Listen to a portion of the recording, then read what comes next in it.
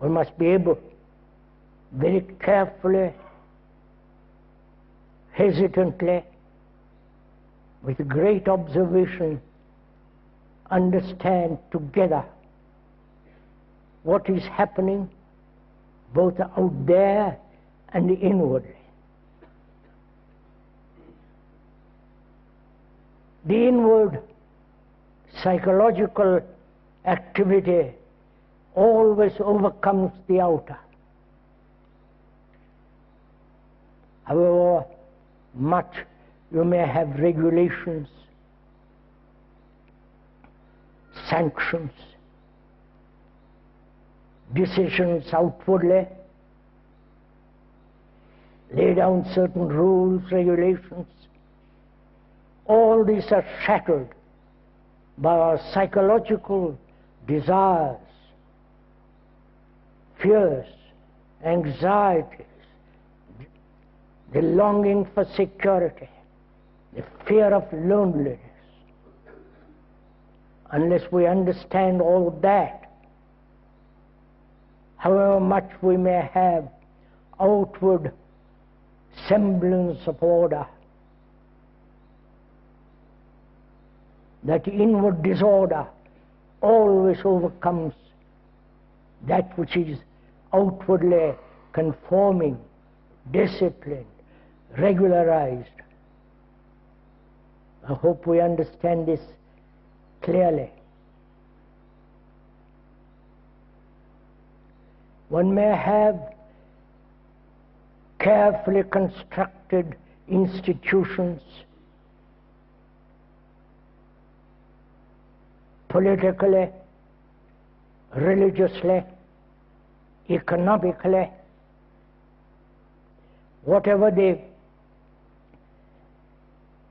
construction of these be, unless our inward consciousness is in total order, that disorder will always overcome the outer. We have seen this historically. It is happening right now in front of our eyes. This is a fact. So, there's a good old train.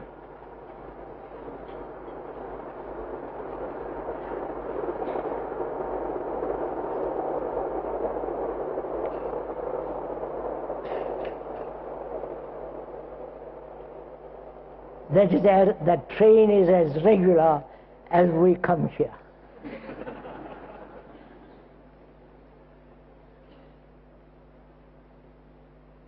It's quite amusing, isn't it? There's a great deal of humor in this. But we won't go into that for the moment.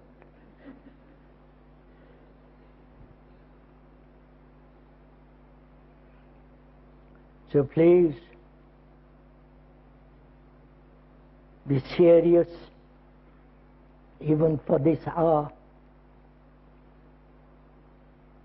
If you cannot be serious all the time, at least go into being serious while you are here.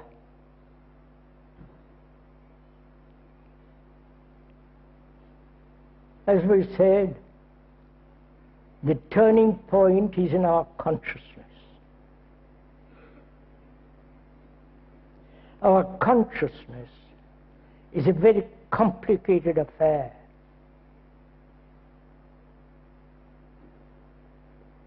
Volumes have been written about it, both in the East and in the West. We are not aware of our own consciousness. And to examine that complicated consciousness, one has to be free to look, to be choicelessly aware of its movement.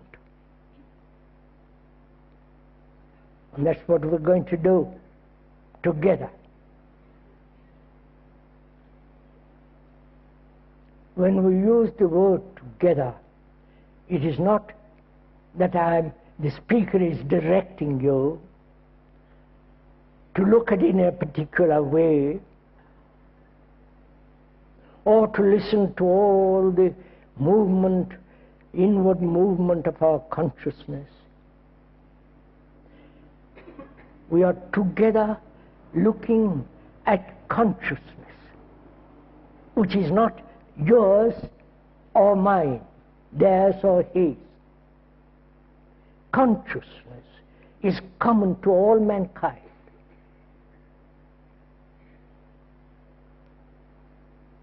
All mankind, whether they live in the Far East or Near East, West, or in the Far West, that consciousness, with all its content, is common to all mankind.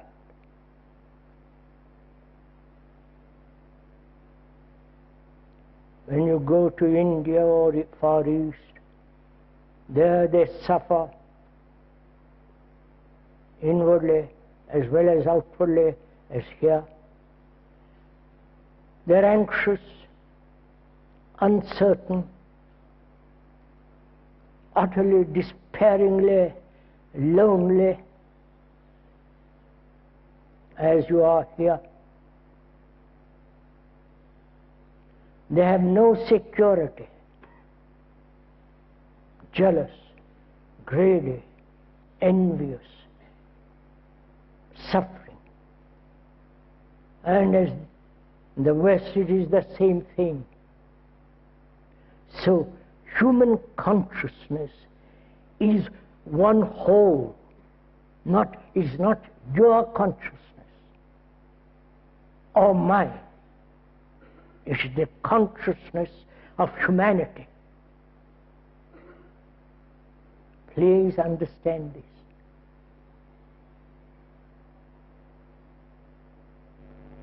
It is logical, sane, rational. Because wherever you go, in whatever clime you live, whether you are affluent or degradingly poor, whether you believe in God or in Christ or some other entity, the belief, the faith is common to all mankind. The picture may vary. The image may be different. The symbol may be totally different from another. But that is common to all mankind. This is not a mere verbal statement. If you take it as a verbal statement, as an idea, as a concept, then you will not see the depth of it, the deep significance involved in this. The significance is that your consciousness is the consciousness of all humanity. Because you suffer, you're anxious, you're lonely, insecure, confused, exactly like another who lives 10,000 miles away from you.